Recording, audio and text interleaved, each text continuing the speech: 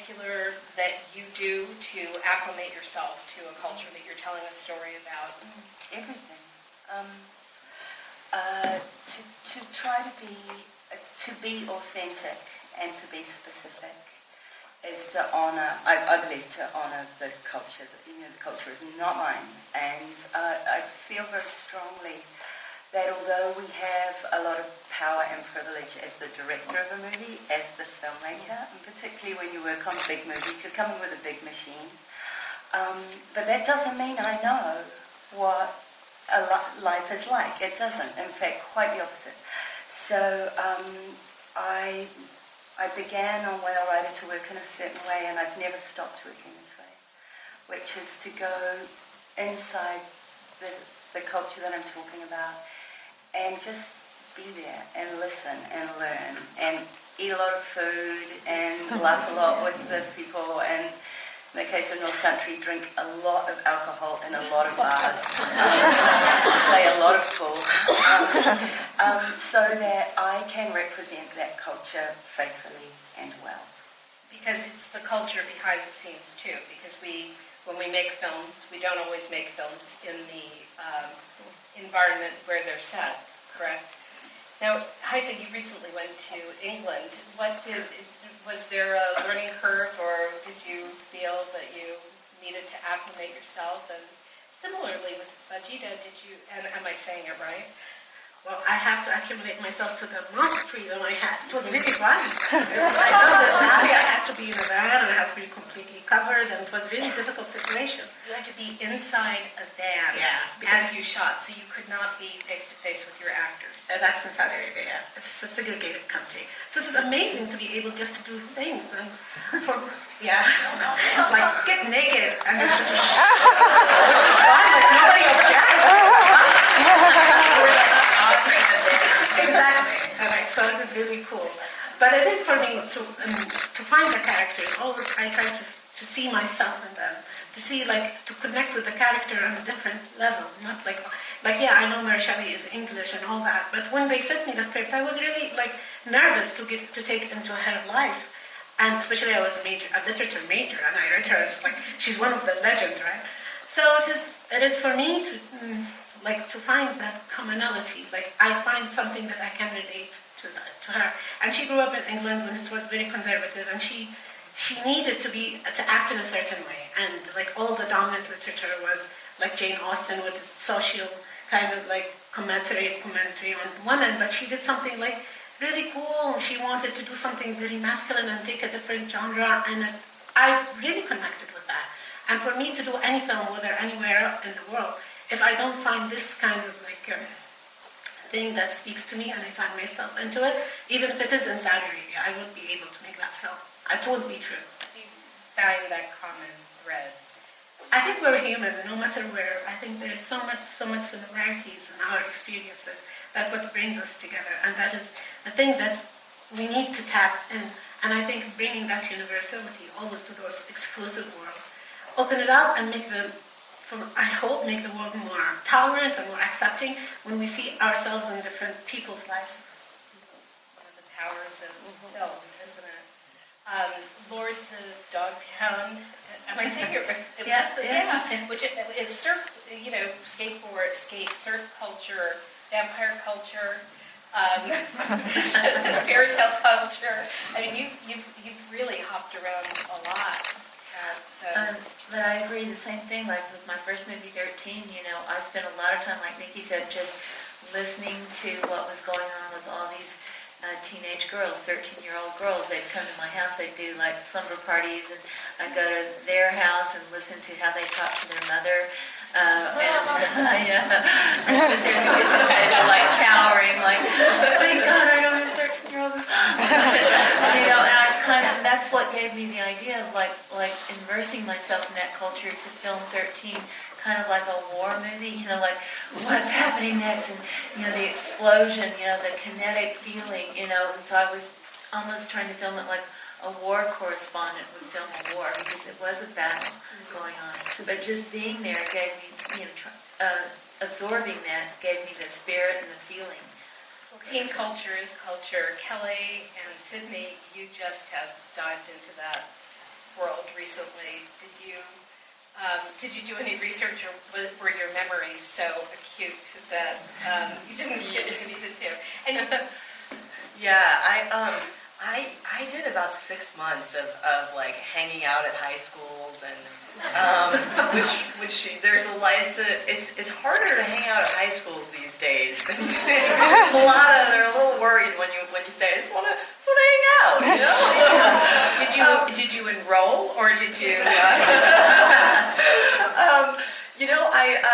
I was just kind of that like creepy lady sitting in the back of the class and like, hanging out, like scoping people out at lunch, and then I ended up like sitting down with a bunch of teenagers and just doing like extensive interviews, probably 50 or 60 different teenagers all across the country, and I'd end up doing these interviews that kind of turned into therapy sessions, and I found that the things that came out of those interviews were so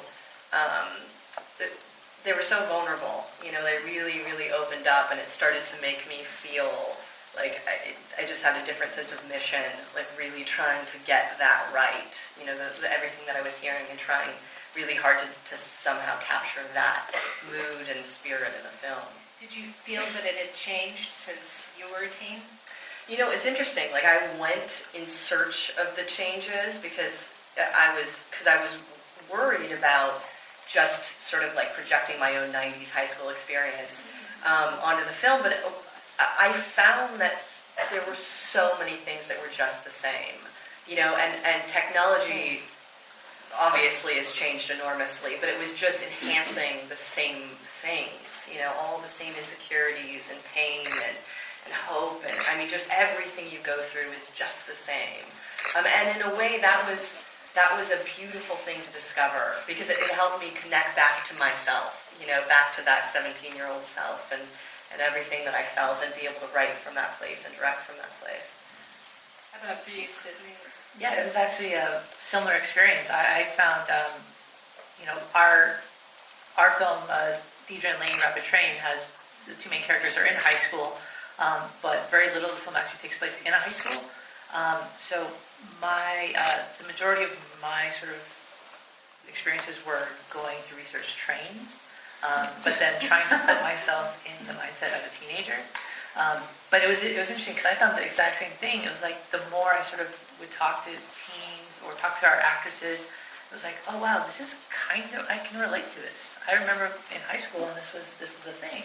And I would say, like, what I really found was that the similarities far outweigh the differences. Yeah. I mean, the technology is the biggest difference. Yeah. But for the most part, it was very similar, and that's what I was really able to grab onto, and that sort of influenced the way I approached it. Technology has come up a couple of times. I'm just curious, do you, both on screen and behind the camera, it seems like every time I'm involved in a movie, the technology's moved ahead, and I have to relearn a million different things. Do you guys feel that way? And what do you do to prepare yourself, sort of plug yourself into what's available and what things cost? I mean, visual effects that were undoable 10 years ago are now very, very inexpensive.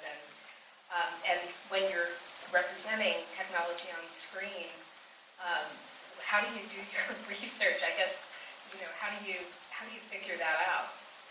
And does it play a big role in your storytelling? Like an impossible question. Did you? Different projects, I'd say, are different. Like we posted an issue already in London, and we had been struggling along with a low budget for the visual effects, and when we got into the DI suite, the DI technician was able to do so many visual effects, like in 3 seconds, sky replacement, things, let's paint that light out that got in the shot, like 20 things that we almost been struggling with, we just did there. I just called the VFX guy, you don't need shot number 17, cut, because he could do it all in the suite. So that was amazing, Well, that has a profound effect on the budget, doesn't it? I mean, it's a good thing that we always under-budget post-production so that you weren't over-budgeted in post-production and you didn't give yourself short shrift.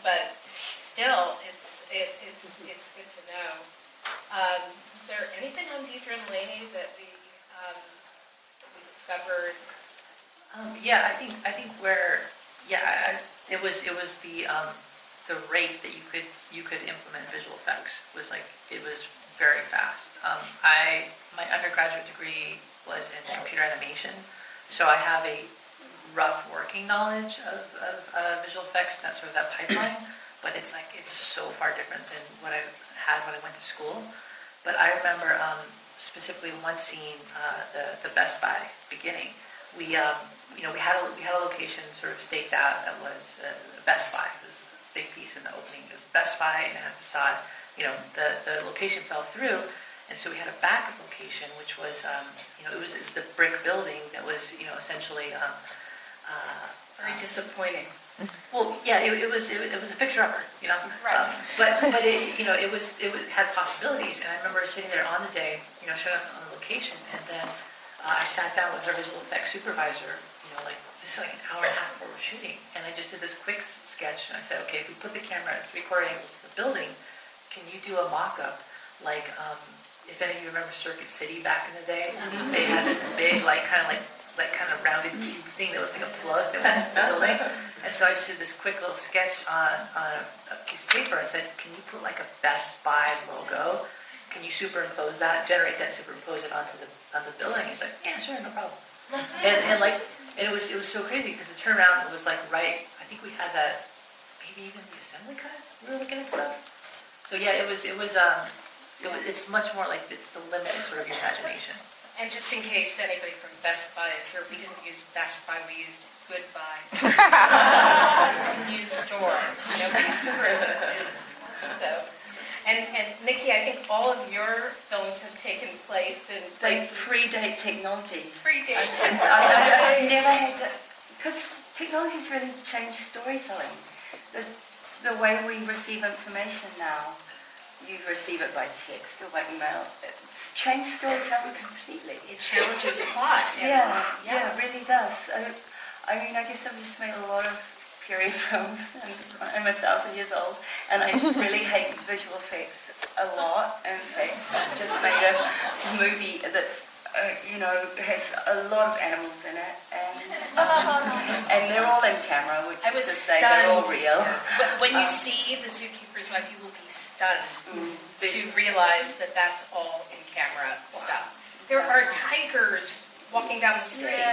Yeah, they would ask me a lot actually in prep and in the early stages.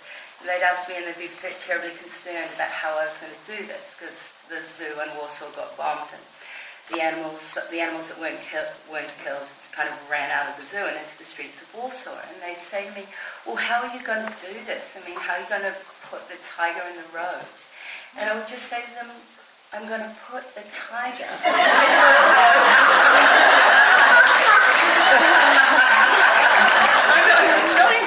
And it was really the only difficult thing was about securing the perimeter so that they're really dangerous animals. And eating them well before the shot. We had a big set. It was close to a few blocks, and these beautiful animals, we just let them go, and they played. And the art department had put, Warsaw's been bombed, you see, so there's rubble everywhere, and there was a baby carriage, and they put a piece of chicken in it to see if it would encourage these big cats to do it. See this lion just go for the baby carriage. It was so macabre, we could never put it in. Is it in the DVD extras? I don't know. It might be. Somehow it didn't make it into the real.